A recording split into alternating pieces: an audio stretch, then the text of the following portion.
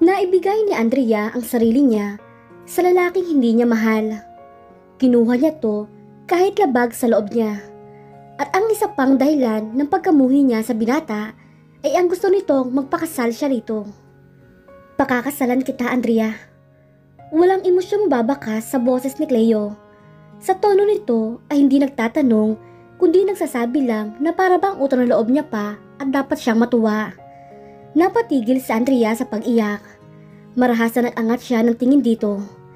Nahihibang na ito kung iniisip nitong papayag siya sa gusto nitong mangyari. Hindi sa lalaking gumamit sa kanya. Mapait siyang natawa. Hindi mo papakasal sa walang pusong katulad mo. Puno ng pagkamuhi na sigaw na Andrea sa binata.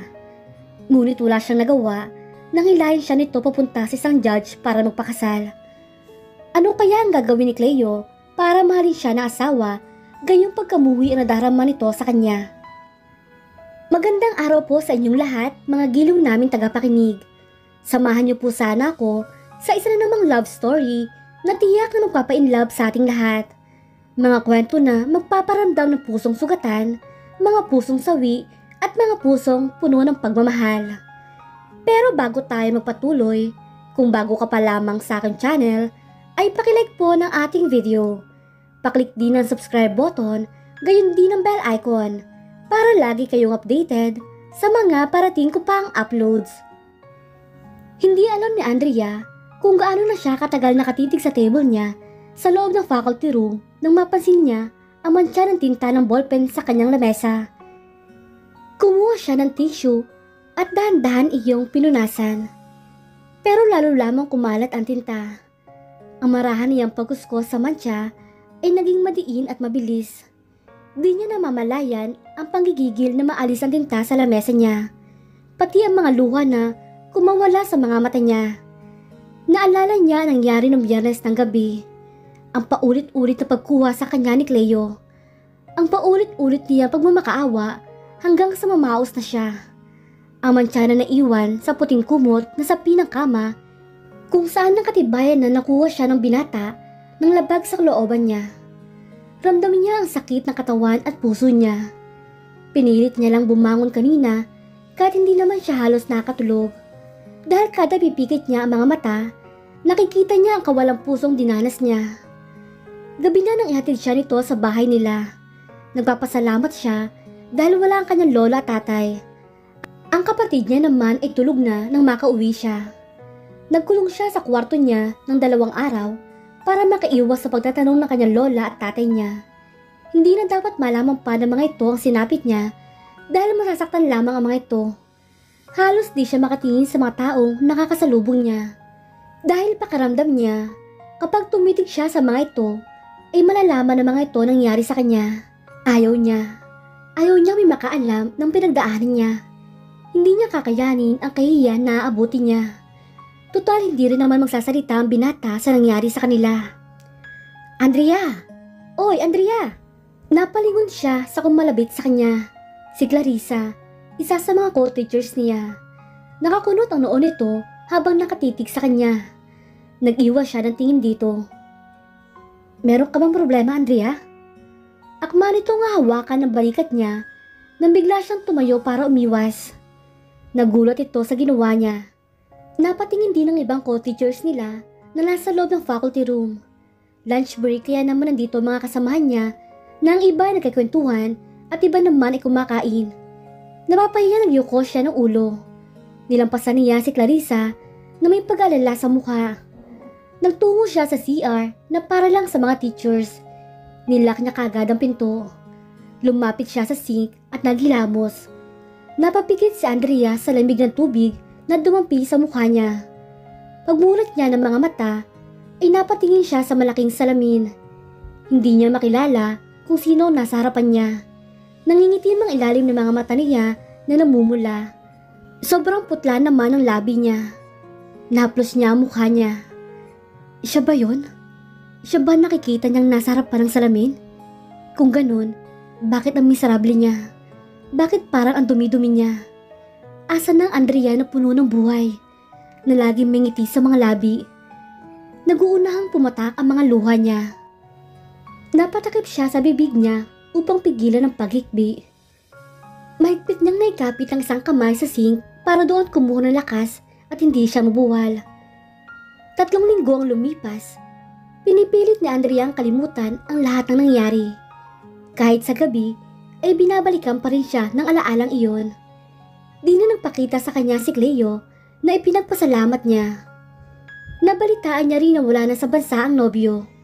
Umalis ito noong araw na sinundo siya ni Cleo at dinala sa kubo. Nagtataka man kung bakit hindi ito nagpaalam na aalis ito ng bansa. Hindi na niya rin masyadong binigyan ng pansin iyon. In a way, nakaramdam siya ng relief dahil wala siyang lakas ang loob makaharap ang kasintahan. Hindi niya rin kasi alam kung paano to pakikiharapan pagkatapos ng mga nangyari. Goodbye ma'am, goodbye classmates, see you tomorrow. Sabay-sabay na sabi ng mga estudyante niya bago isa-isang lumapit sa kanya at nagmano. Napabuntong hininga si Andrea. Kung pwede lang na hindi na matapos ang klase niya. Dahil kapag may klase siya, nalilibang niya ang kanyang sarili. Nalilimutan niya kahit saglit ang pinagdaanan niya. Natatakot din siya na gumabi at matulog para maiwasang alalahanin ang lahat ng nangyari. Inayos niya ang lahat ng gamit sa lamesa niya nang may tumikim sa pintuan. Napalingon siya doon. Nanginig ang kamay niya, kaya nabitawan niya ang hawak ng stapler. Ramdamin niya ang pagkawala ng kulay sa mukha niya habang nakatitig sa lalaking laman ng mga isip niya. Nakasandal ito sa hamba ng pintuan habang nakahalukip-kip. Cleo? Mababakas ang takot sa boses na nabulong niya. Ngumiti lamang ang binata at tumayo ng tuwid at namulsa habang hindi inaalis ang tingin sa kanya. Binalot ng matinding takot ang buong katawan ni Andrea. Nanlalamig ang kanyang mga kamay at bagyang nanginginig. Kamusta ka naman, Andrea? Saan nito, nakataas ang gilid ng labi. Naglakad ang binata palapit sa kanya at sa bawat akbang nito ay siya rin pagakbang niya paatras hanggang sa bumangga binti niya sa upuan. Nawalan siya ng panimbang kaya naman napaupo siya at bumagsak sa sahig. Yumuko si Cleo at naupo sa harapan niya. Miss me? Tanong nito. Nakatiimbag habang nakatingin ang mga mata sa kanya. Inangat nito ang isang kamay at tumakmang hawakan ng pisngi niya. Napapiksi siya at mabilis ay iniiwas ang mukha dito. Mariin siyang pumikit. Takot na nag-aantay sa susunod nitong gagawin sa kanya. Pero lumipas ang ilang segundo, walang kamay na dumapo sa kanya. Unti-unti siyang dumilat ng mga mata. Nasa lubong niya ang mga mata nito na puno ng pangungulila. Malampot na ang ekspresyon ng mukha ni Cleo. Napansin niya na parang nangangalumata ito. I miss you, Andrea. Paos na wika nito. Puno rin ng pangungulila ang boses ng binata. Para rin itong nahihirapan. At para niya rin nakita uli ang Cleo na kababata niya. Yung batang lagi siyang ipinagtatanggol sa mga umaaway sa kanya dati. Yung batang laging hinahati ang baon para bigyan siya. Yung batang nangangakong puprotektahan siya sa lahat ng oras. Pero alam niya na balat kayo lamang iyon. Wala na ang batang iyon. Dahil ang nasa harapan niya ngayon ay ang taong nanakit sa puso niya. Nangilid ang luha ni Andrea. Hindi dahil sa takot, kundi sa panghihinayang dahil alam niyang noong mga oras na kinuha siya nito, nawala na rin ang batang iyon. Nakaramdam siya ng galit kay Cleo. Namimiss siya nito? Namimiss saktan? Naikuyom niya ang palad. Gusto niya itong saktan at kalmutin ang mukha nito. Pero hindi niya mahanap ang lakas ng loob na gawin iyon.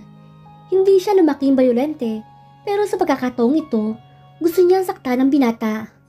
Nagulat siya na hawakan ni Cleo ang magkabila niyang balikat at igiya siya patayo. Agad niya ring inalis ang kamay nito na nakahawak sa kanya. Nanditiri siya sa hawak nito at parang gustong bumaliktad ang sikmura niya. Lumakad si Cleo sa desk niya at kinuha ang mga gamit niya at inilagay sa shoulder bag. Isinukbit ito ang shoulder bag niya saka bumaling sa kanya. Akin na mga gamit ko. Kahit nanginginig sa takot, ay lakas loob na sabi niya. Naging malikot din ang mga mata ni Andrea at naghahanap ng pwedeng hinga ng tulong. No, ihahatid kita, Andrea. Naalarma ang dalaga sa sinabi ng binata. Ayoko. Hindi ako sasama sa'yo. Halos hysterical na sigaw niya dito. Tumalim naman ang mga mata ni Cleo.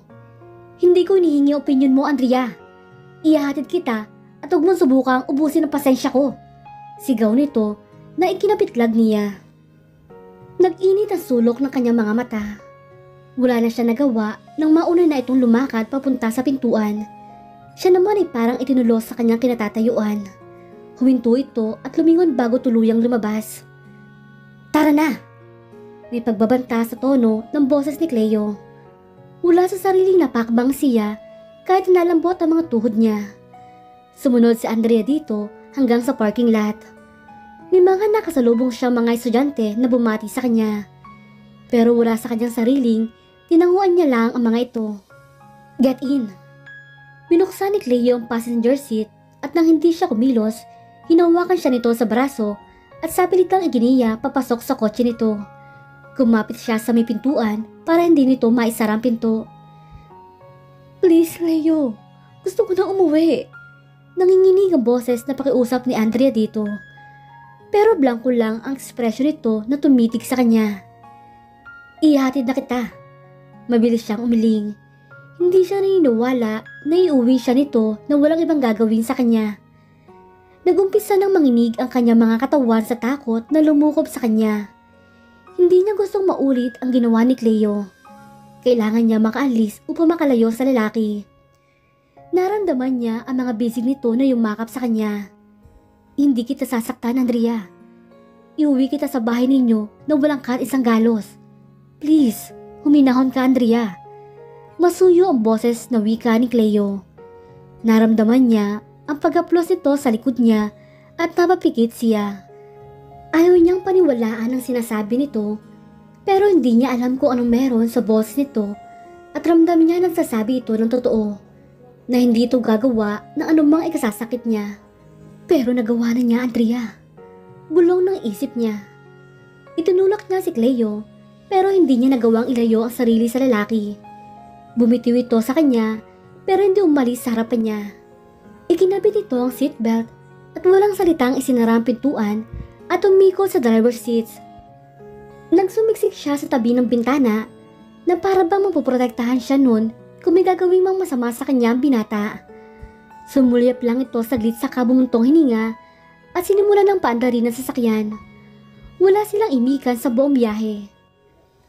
Andito na tayo. Huminto ang sasakyan sa tapat ng bahay nila Andrea. Tanaw niya pa nang lumabas ang itay niya para pabuksan sila ng gate na kahoy. Ipinasok ni Cleo ang kotse sa maliit na bakuran nila. Napansin niya ang isang pulang Jaguar na nakaparada sa bakuran nila. Wala silang kotse, kaya alam niyang hindi sa kanila iyon. Wala rin siyang kilalang may ganoong kagarang sasakyan para dumalaw sa kanila. Nagtataka man siya, ay sumunod na siyang bumaba nang huminto ng kotse ni Cleo. Dahil mano po, inabot ni Andrea ang kamay ng ama at nagmano rito.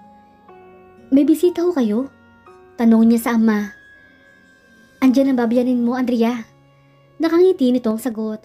Napakunot ang noon niya sa sinabi ng ama, pero bago pa siya makapagtanong uli, inaramdaman niya ang kamay ni Cleo na umakbay sa kanya.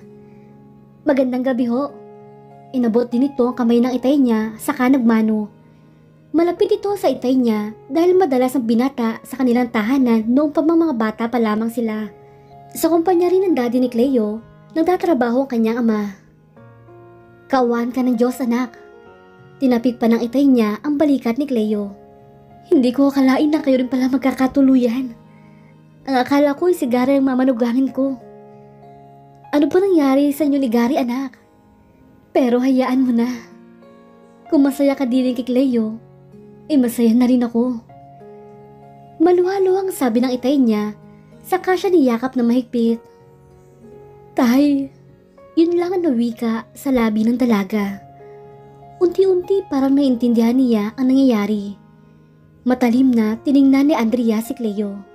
Matiim din itong nakatingin sa kanya. Para nagbababala na huwag siyang kukontra. Napalunok si Andrea. Gusto man niyang kumontra sa sinabi ng ama, hindi niya magawa dahil sa banta na sinabi ni Cleo sa kanya 3 linggo na nakakalipas. Natatakot siyang tutuhanin nito ang banta. Tiningnan niya ang ama na binalingan naman si Cleo. May ngiti sa mga labi nito na halatang boto sa binata. Kung alam lang ng itay niya kung anong klaseng tao ito, papayag kaya ang ama na ipakasal siya dito? Paniguradong hindi. Malamang na masaktan nito si Cleo at makukulong ang tatay niya kung hindi man magdedemanda ang ama niya. Pero kahit manalo sila, gaano siya makakasigurado na hindi rin dedemanda ng binata ang itay niya? At iyon ang ayaw niyang mangyari. Tayo na sa loob. Wika ng kanyang ama at nauna nang nagtungo sa loob ng bahay nito. Hinila niya si Cleo bago ito sumunod papasok sa munti nilang bahay. Anong sinabi mo sa tatay? Mahinang asik niya dito. Kung ano ang dapat niyang malaman. Bali walang sagot ito at namulsa pa. Ano nga sinabi mo? Gusto na niyang umiyak sa panggigigil dito. Sinabi ko matagal na tayo nagkakaunawaan at nung papakasal na tayo dahil may hinala akong buntis ka. Nasa loob na... Buntis? Ngumisi lamang si Cleo at tumangat ng kamay nito at tumaplos sa impis niyang tiyan. Hindi naman nakapagtatakang bagay na iyon. Nagniningning ang mga mata nito na parabang nangangarap. Yumuko ang binata at tinalikan ng tiyan niya. Nagulat siya sa ginawa nito, kaya di siya agad nakakilos. Nang makabawi, isasagot sana si Andrea pero lumabas sa pintuan si Doña Marta, ang mami ni Cleo. Matalim ang tingin nito na nakatingin sa kanya. Napaka-elegante ng Doña sa suot itong mamahaling bestida na humahakap sa katawan nito bagamat may edad na napakaganda pa rin.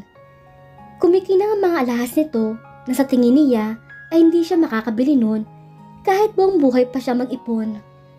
Nagmukhang basura ang bahay nila dahil sa Donya. Napakaalangan nito sa payak nilang tirahan. Mami, bati dito ni Cleo at umalik pa sa pisngi ng ina. Magandang gabi ho, Doña Marta. Nakayokong bati niya dito. Di niya masalubong ang nanunuring tingin nito.